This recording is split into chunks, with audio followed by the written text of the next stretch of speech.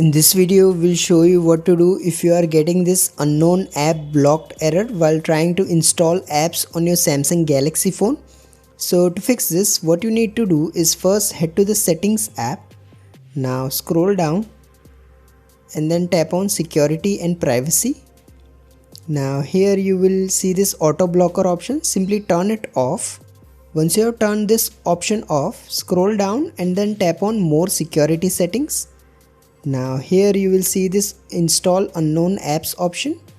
Now here you will need to enable the toggle next to the source from where you have downloaded the APK file. So if you have downloaded the APK file from the Chrome browser, you will need to enable this toggle. Similarly, if you have downloaded the APK file from Drive or an app like Local Send or WhatsApp, you will need to enable the toggle next to the relevant app. Once you have done this, all you have to do is return to your APK, tap on it and then install it. So as you can see, the app is now installed. If you find this video useful, please don't forget to like and subscribe to Glitch Guru.